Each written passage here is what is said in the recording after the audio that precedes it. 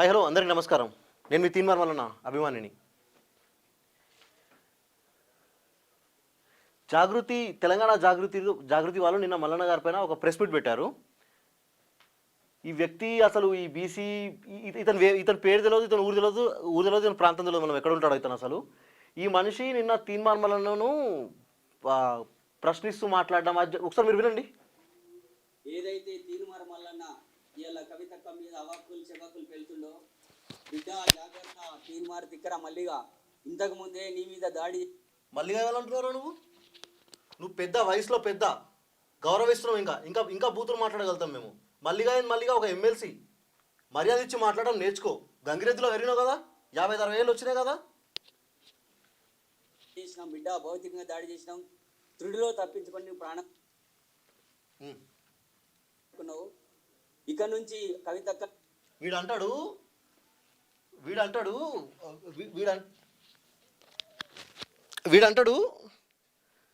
ఇంతకుముందు దాడి చేసినాము, త్రుదిలో తప్పించుకున్నావు బిడ్డ, ఇంకొకసారి కావని చెప్పి సముదాయం ఎదిరిస్తున్నారా మీరు అందరూ? ఎవరు లిక్కర్ రాని పంపించారు మిమ్మల్ని చంపని చెప్పి? లిక్కర్ రాని మిమ్మల్ని ఇట్లా మాట్లాడమని చెప్పి నా డబ్బులు ఇట్లా వాడేసి ప్రెస్ మీట్ పెట్టించింది మీతో. ఆమె లిక్కర్ కేసులు ఏమున్నాయి ఆమెను చూసుకోమని చెప్పు. వీడికి ఆమె వస్తే ఏం చేతగానంలో ఉన్నాం మేము. ఒక పని చేయమని చెప్పి ఆయన వచ్చినప్పుడు ఇక్కడ మా కార్యకర్తలు వీళ్ళందరూ ఉన్నప్పుడు కవిత పంపించింది కదా ఎవరినో, వాళ్ళు అప్పుడు వస్తే అప్పుడు మజా వచ్చేది. అన్న ఒక్కడిక్కడ ఉన్నప్పుడు అన్న వాళ్ళ గన్మెన్లు ఒక ఇద్దరు ముగ్గురు సహాయం కోసం వచ్చిన ప్రజలు ఉండే అక్కడ. అట్లా కాబట్టి బతికి బయటికి పోయారు, అట్లా కాబట్టి బతికి బయటపడ్డారు మీరు. ఇలాంటి అవకులు చెవకులు పిలిన బిడ్డ తస్మ జాగ్రత్త. ఇలా అగ్గిపెట్టి హరీష్ రావు అనేటువంటి మాటలు. అగ్గిపెట్టి హరీష్ రావు ఎవరు? కవిత వాళ్ళ భావనే కదా. అగ్గిపెట్టి హరీష్ రావు ఎవరు? కవిత వాళ్ళ భావనే కదా. మాట్లాడితే మొన్న కన్నీళ్ళు పెట్టుకొని మా బావ అని మాట్లాడింది కదా, మా అన్న అని మాట్లాడింది కదా మొన్నటి వరకు ఆమె. ఎన్నో 10 సంవత్సరాలు కవిత హరీష్ రావు కేసీఆర్ వీళ్ళందరిలోనే పనిచేసింది కదా, వాళ్ళ నాయకత్వంలోనే పనిచేసింది కదా. నువ్వు విని బిడ్డ వాని ఎంగిలి మెతుకుల కమ్ముడు పోయి ఇలా కవితక్క మీద మాట్లాడేటువంటి మాటలు. ఎవడమ్ముడు పోయిండు, ఎవడు ఎంగిలి మెతుకులు తిన్నాడు, ఎవడమ్ముడు పోయిండు? మీకు ఆస్తి గొడవలు ఉంటే మీరు ఇంట్లో చూసుకోండి. ఇదేంది ఇది తెలంగాణ జాగృతి అంట, మీది ఒక సంఘం అంట. ఎవరు మీరు అసలు? ఇక్కడ బీసీ ఉద్యమం జరుగుతుంటే వీళ్ళు లొల్లేంది మధ్యలో, ప్రజలారా మీరు చెప్పండి కొంచెం. వీళ్ళు ఎవరు? వీళ్ళ లొల్లేంది? ఈ బీసీ అంట, ఈయనతో పాటు పక్కన ఇంకో ఆడమే లేడీస్ కూర్చొని మాట్లాడింది, ఆమె బీసీ అంట. అసలు వీళ్ళకి సంబంధం ఏంది? మీరు కవితక్కని జాగృతిని జోకాలంటే మీరు అందరూ జోక్కోర్రి, మాకు సంబంధం లేదు. అది మీ జాగృతి, మీ ఆర్గనైజేషన్కి మీకు సంబంధం. అది మాకు దాంతో ఏమంత పెద్దగా సంబంధం లేదు. అలా మళ్ళీ ఎందుకు కూర్చురు మీరు? అవును భయ్య, ఆయన మాట్లాడితే ఆమె ఏదో మాట్లాడింది, అన్న మాట్లాడిండు, ఆమె కౌంటర్ ఇస్తే అన్న ఎన్కౌంటర్ చేయడం. మరి కౌంటర్కి ఎన్కౌంటర్ ఉంటుంది కదా. దానికి మళ్ళీ ప్రెస్ మీట్. మీ ముఖాలు ఎవరికైనా తెలుసా? ఒక్కరి ముఖాలు కూడా కలలేదు ఇక్కడ. మీ ముఖాలు ఎవరికైనా తెలుసా? ఆయన ఒక బీసీ నాయకుడు. ఈ దేశం మొత్తంలో బీసీ అనే పార్టీ ఒక్క పార్టీ లేదు. బీసీల పార్టీ, రావులకు పార్టీ ఉంది, రెడ్లకు పార్టీ ఉంది, ఇప్పుడు కవిత జాగృతి కూడా పార్టీ ఉంది. మాకు ఏడుంది పార్టీ? బీసీలకు పార్టీ ఎక్కడుంది? లేదు కదా పార్టీ. దేశంలో మొట్టమొదటిసారి పెట్టిన పార్టీ బీసీ పార్టీ, తెలంగాణ రాజ్యాధికార పార్టీ. అది తీన్మార్ మల్లన్న నాయకత్వంలో పెట్టిన పార్టీ. అది దాన్ని పట్టుకొని మీరు బీసీలు మీరు బీసీలు ఒరిజినల్ బీసీలా, మీరు నకిలీ బీసీలా? మీరు పని చేయి, నీ పేరు పక్కన రావని, నేను పేరు తెలియదు నాకు ఏం పేరో, సరే మీరు కామెంట్లలో పెట్టండి. పేరు పక్కన రావని పెట్టుకో అయిపోతుంది, ముందు కల్వకుంట్ల అని పెట్టుకో అయిపోతుంది. అసలు కవిత పేరు కల్వకుంట్ల కవిత రావని ఎందుకంటారా నాకు అర్థం కాదు. ఆమె ఇంటి పేరు ఏంది? కవిత ఇంటి పేరు ఏంది అసలు? ఇప్పుడు మీ ఇళ్ళల్లో మా ఇళ్ళల్లో అక్కచెల్లెలు ఉంటారు, పెళ్లి చేసి పంపించినాక వాళ్ళ సర్ణం ఏమొస్తుంది? మన ఇంటి పేరు వస్తుందా? పెళ్లి చేసుకున్నాక మన పెళ్లి చేసుకున్నాక వాళ్ళ ఇంటి పేరు వస్తుందా? అసలు ఇవి రావెందుకు అవుతుంది? ఈమె తీసుకపోతే బిడ్డ నిన్ను తరిమి కొడతాము ఒక పార్టీ. ఇక ఎందుకులే అన్న, ఇక బూతులు ఎందుకు మాట్లాడాలి? మనం తరిగి కొడతారంట. బొచ్చు కూడా వీకలేరు.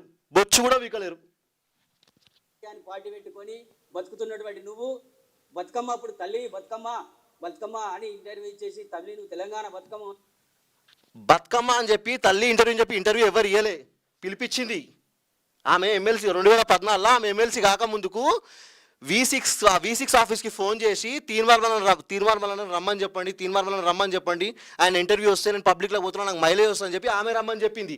ఆమె ఇంటర్వ్యూ ఎవరు తీసుకుంటారు? లిక్కర్ రాని ఇంటర్వ్యూ తీసుకుంటారు ఎవరైనా? కేసీఆర్ లేకపోతే మీరు కవిత ఎక్కడిది? కేసీఆర్ లేకపోతే మీ అందరు బతుకులు ఎక్కడివి? కేసీఆర్ లేకపోతే కన్నదండ్రినే మోసం చేసిండు. కవిత కన్నదండ్రినే మోసం చేసింది. మీరందరూ ఎంత బాబాయ్, మీరందరూ ఎంత? నువ్వు బిడ్డ ఒక తెలంగాణ ఆడబిడ్డని పట్టుకొని మాట్లాడేటువంటి మాటలు నీకు బుద్ధి ఉందా? పుటకో ఇల్లు ఇక్కడ అడుక తెలంగాణ ఆడబిడ్డ ఓన్లీ కల్వకుంట కవితనే అవుతుంది. ఇక మా బీసీ బిడ్డలు తెలంగాణ ఆడబిడ్డలు గారు, అంతే కదా. నీ బిడ్డ ఆడబిడ్డ కాదు, మా ఇంట్లో ఉన్న ఆడపిల్లలు ఆడబిడ్డలు కాదు, కవితనే ఆడబిడ్డ. చోక్ పోయి పని చేయి, కాళ్ళు మొక్క మీది. కొడుక బాబా చాయ్ దే పైసా దేదో 1 రూపాయి దో 1 రూపాయి దాలో అని చెప్పి స్కానర్ పెట్టుకొని బతికినటువంటి బతుకు ఇలా లక్షల కోట్లు వేల కోట్లు నీకు ఎక్కడొచ్చినాయి బిడ్డ? అదే రా మా ఇన్స్పిరేషన్. తీన్మార్ వల్లన్నా చాయ్ పైసలు ఇవ్వండి అన్న అని చెప్పి ఆ పైసలు తీసుకొని ఆయన బిల్డింగ్లు కట్టలే, ఆ పైసలు తీసుకొని మేము కార్లు ఓన్లే అని ఆ పైసలు తీసుకొని ఇక్కడ క్యూ న్యూస్ ఆఫీస్ దగ్గరకు వచ్చిన పేద ప్రజలకు సహాయం చేసిండు. ఓ 5 years బ్యాక్ వెళ్ళి వీడియోస్ చూసుకో, ఆ 5 years బ్యాక్ ఒకసారి ఆ వీడియోస్ చూసుకో, 3 years 4 years 5 years బ్యాక్ వెళ్ళి వీడియోస్ చూసుకో. అట్లా పైసలు తీసుకొని ప్రజలకు సహాయం చేసిర్రా. ఈ జాగృతి ఓపెన్ అయినప్పుడు ఈ కవిత ఏం చేస్తుంది? కవిత ఎక్కడుంది? యూఎస్లో జాబ్ చేస్తుంది. ఆమెకు 3 కోట్ల ల్యాండ్ క్రూజర్ కార్ ఎక్కడిది? ఆమెకి 3 కోట్ల ల్యాండ్ క్రూజర్ కార్ ఎక్కడదా ఆమెకు చెప్పు?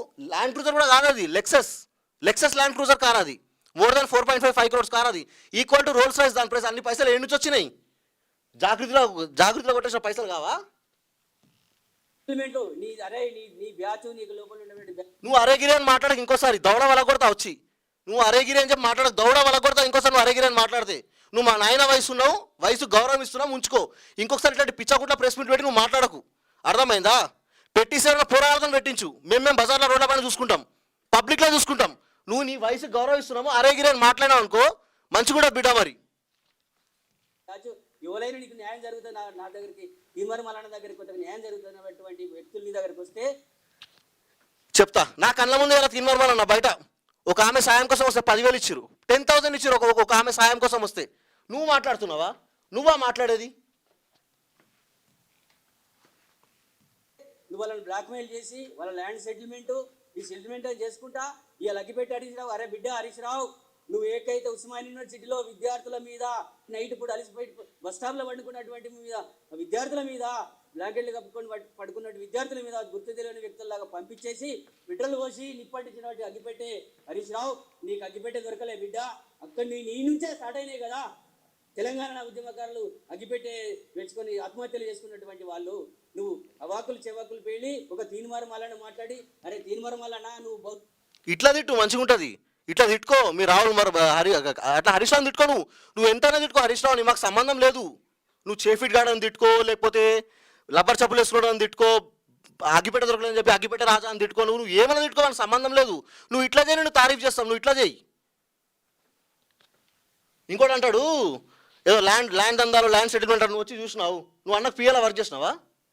దాబరా 20,000 జీతం పెట్టిస్తాం నీకు. బిడ్డవని మాట్లాడడానికి సిగ్గుపడుతుంది సమాజం. ఒక దళిత బిడ్డగా మాట్లాడుతున్నా, తెలంగాణ జాగృతి రాష్ట్ర కార్యదర్శిగా మాట్లాడుతున్న బిడ్డ. నువ్వు దళిత బిడ్డ అయితే పోయి మందకృష్ణ మాదిగ పక్కన కూర్చో. పెద్దలు ఆయన అంటే ఆయన కనిపిస్తే ఆయన పాదాలకు దండం పెడతాను నేను ఒక బీసీని, ఆయన ఒక ఎస్సీ, ఆయన ఒక మహానుభావుడు. 30 సంవత్సరాల నుంచి ఈ రాష్ట్రంలో ఉన్న ప్రతి మాదిగ బిడ్డ కోసం ఆయన కష్టపడుతుండు, కన్నీళ్లు పెడుతుండు, అర్థమైందా? అటువంటి వ్యక్తి పక్కన నువ్వు కూర్చొని గౌరవం వస్తుంది. ఈ రావుల సంఖ్య నాకు నీకేమొస్తుంది? Useless fellow. సవాల్ చేస్తున్నా, ఈ తెలంగాణలో నిన్నెక్కడ తిరగనియం బిడ్డ, నేను ఒక్కడిని వస్తా, ఎక్కడ చూసుకుందాము నీ పోల్ ఆఫీస్కి వస్తా. నువ్వు అనుపు మోస్ట్ వెల్కమ్. రండి, మోస్ట్ వెల్కమ్. మీరు ఒక్కరు రండి, లేకపోతే 10 మంది తీసుకొని రండి. మీరు మోస్ట్ వెల్కమ్. ఉప్పల్ ఆఫీస్కి వస్తావు, ఇంకా 2 సంవత్సరాలు చేతికి కట్టొస్తుంది నీకు. ఈ దార్కారి మాటలు, ఈ డ్రామాలు ఎన్ని వినలే. నువ్వు ఇన్ని మాట్లాడితే మరి మేము ఎన్ని మాట్లాడాలి? అర్థమైందా? ఎన్ని మాట్లాడాలి? తీన్మార్ మల్లన్నకు ప్రత్యక్షంగా పరోక్షంగా 50 లక్షల మంది యువత తీన్మార్ మల్లన్నతో ఉంది ఈరోజు.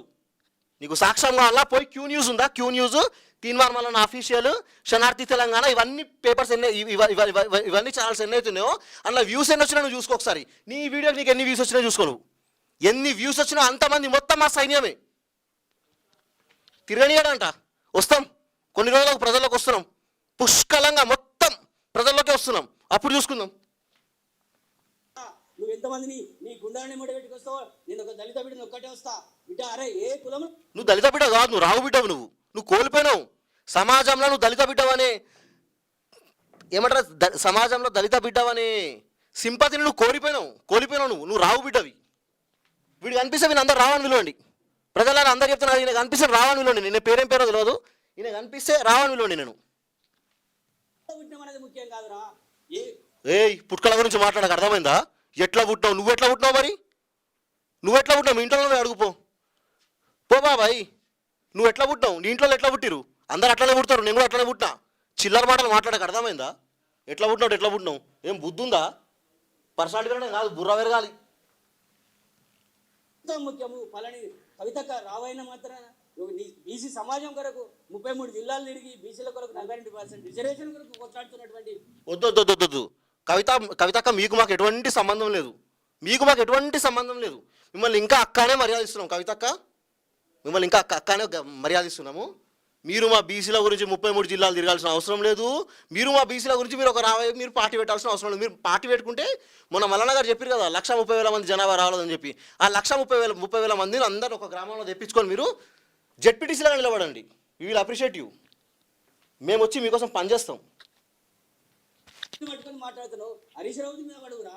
హరీష్ రావు ఎందుకు నీకు కుక్కకు బిస్కెట్ వేసినట్టు వేస్తే ఎవడెవని బిస్కెట్లు వేసిండు? ఎవడు హరీష్ రావు? నువ్వు ఎవనివి? హరీష్ రావు ఎవరు? మీ కవితక్క, మీ తైతక్క వాళ్ళ బావ, వాళ్ళ నాయన చచ్చిపోతే మొన్న ఇంటికి పోయింది. వీళ్ళందరూ ఎక్కడెక్కడ కలుస్తారు చీకట్లో, మాకు తెలియదా? అంటే చీకట్లో అయితే సరే తప్పుగా అనుకోవద్దు. వీళ్ళందరూ హరీష్ రావు, కేసీఆర్, కేటీఆర్, సంతోష్ రావు, వీళ్ళందరూ మన కేసీఆర్ ఫామ్ హౌస్తో వీళ్ళందరూ కలిసే తెలియదా మాకు? మీ స్ట్రాటజీలు, మీ ప్లాన్లు, ఎలక్షన్లకు ముందు మొత్తం ఇట్లా ప్లాన్ చేయాలి, డ్రామా చేయాలి. తర్వాత కూతుర్ని దగ్గర తీసుకున్న తండ్రి, మహాన్ భావుడు కేసీఆర్, కూతుర్ని క్షమించిన తండ్రి. పోనీలే నా బిడ్డ బాధపడుతుంది కదా, ఇక నా బిడ్డకి ఇస్తా, ఆ బిడ్డ కూడా ఒక వర్కింగ్ ప్రెసిడెంట్ పోస్ట్ ఇస్తా. ఇవన్నీ మీ కథలు మాకు తెలియదా? ఇక చూడవా మేము బతుకున్నామా? ఇవాళ భూమి మునిగిపోతుందా? మాట్లాడి నీకు విలాసమైన బిల్డింగ్లు, నీకు ఎవరికి విలాసమైన బిల్డింగ్లు ఉన్నాయి? మల్లన్న ఒక 3 BHK ఫ్లాట్ ఉంటాడు, అర్థమైందా? ఒక 3 BHK ఫ్లాట్లు ఉంటాడు. నేను కూడా 3 BHK ఇంట్లో ఉంటాను. నేను ఈవెన్ నాదన ఇండిపెండెంట్ ఇల్లు. మల్లన్న గారు ఉప్పల్లో ఒక ఫ్లాట్లో ఉంటారు మల్లన్న, అర్థమైందా? విలాసవంతమైన బంగ్లాలు ఎవరి ఉన్నాయి? కవిత లేవా? విలాసవంతమైన కారు, 3.5-4 కోట్ల కారు, జూబ్లీస్ బంజారాహిల్స్లో పెద్ద బంగ్లా. చూపండి, ఇలా చూపిస్తాయి, తర్వాత చూపిస్తాను మీకు. విలాసవంతమైన బంగ్లా మీరు నెట్లో కొట్టుకొని చూసుకోండి ప్రజలారా మీరు, ఓకేనా? విలాసవంతమైన బంగ్లాలు మల్లన్నకుంటే మల్లన్నకు సపోర్ట్ చేయండి, బీసీ ఉద్యమానికి సపోర్ట్ చేయండి, ఓకేనా? విలాసవంతమైన బంగ్లాలు ఎవరికుంటే వాళ్ళని వ్యతిరేకించండి. పెద్ద పెద్ద కార్లు ఎక్కడి బిడ్డ కథలు పడుతున్నావా బిడ్డ? ఇంకా ముందు ఇలాంటి మాటలు మాట్లాడినా ఉస్మానియా యూనివర్సిటీలో ఉన్న బిడ్డగా చెప్తున్నా, ఒక దళిత బిడ్డగా చెప్తున్నా. నేను కూడా ఉస్మానియా యూనివర్సిటీ బిడ్డనే. నువ్వు ఎప్పుడు 40 ఏళ్ళ ముందు నువ్వు ఉస్మానియా యూనివర్సిటీలో మీది అయిపోయింది కావచ్చు, మీ తరం అయిపోయింది. ఇది మా తరం రాజకీయాలు ఇవి. మీలాంటి పెద్దలు సలహాలు ఇస్తే తీసుకుంటాము, మీలాంటి పెద్దలు మర్యాదగా సలహాలు ఇస్తే తీసుకుంటాము. ఇట్లా పిచ్చకుట్ల మాటలు, రండా మాటలు మాట్లాడితే ఎవరు తీసుకోరు బాబాయ్, అర్థమైందా? ఇట్లాంటి మాటలు నువ్వు మాట్లాడకు. మాది ఉస్మానియా యూనివర్సిటీయే, ఓకే? మళ్ళీ ఈసారి మాట్లాడితే బిడ్డ నేను ఏడికైనా రాడి, నేను ఎక్కడికి రమ్మన్నా కూడా వస్తా, చూసుకుందాం నీ అనుచరులతో. ఉప్పల్ చౌరస్తా దా, మోస్ట్ వెల్కమ్. ఉప్పల్కి ఎవరు రావచ్చు? ఉప్పల్ చౌరస్తా దగ్గరికి వస్తావో, నువ్వు ఒక్కడికి వస్తావో, ఉస్మానియాకి వస్తావో, నీ ఉప్పల్ ఆఫీస్ ముందు. మల్లన్న ఒక్కడు ఎందుకు వస్తాడు? మల్లన్న వెనుక లక్షల మంది జనాలు వస్తారు. ఇప్పుడిప్పుడే కదా 120 రోజులు పార్టీ స్టార్ట్ అయ్యి, బీసీ పార్టీ స్టార్ట్ అయిపోయి. ఈ రాష్ట్రంలో ఉన్న బీసీల కోసం మల్లన్న పార్టీ పెడితే ఏంది రోత మొత్తం? ఇది ఏంది ప్రజలారా ఈ రోత? వీళ్ళు ఏంది? వీళ్ళ బాధ ఏంది? వీళ్ళు ఎక్కడోళ్ళు? వీళ్ళ ముఖాలు చూసినామా ఎన్నడైనా మనము? మల్లన్న పార్టీ పెట్టి 42% రిజర్వేషన్, 162% మంది మన బీసీ బిడ్డలు ఉన్నారు. BCA, BCB, BCC, BCD, BCA ఈ బిడ్డలు ఉన్నారు, ఓకేనా? అది కాకుండా మైనార్టీలో ఒక 10-12% మైనార్టీలు ఉన్నారు, ఓకే? ఇంకొక 10-12% ఎస్టీలు ఉన్నారు, 10-15% మన ఎస్సీలు ఉన్నారు. మొత్తం కలిపితే ఎంత? 93% జనాభా మొత్తము. ఈ 93% జనాభా వెంబడి ఉంటావా నువ్వు? లేకపోతే ఇక 3%, 2% ఉన్న సోకాలు రావులు ఓసీలు వెంబడి ఉంటావు నువ్వు? ఇక నువ్వే ఆలోచించుకో మొత్తం. తిరగనియడండి ఇక ఏళ్ళు చూడు ఇట్లా బాబాసాహెబ్ అంబేద్కర్ లాగా. ఏలేంది అది?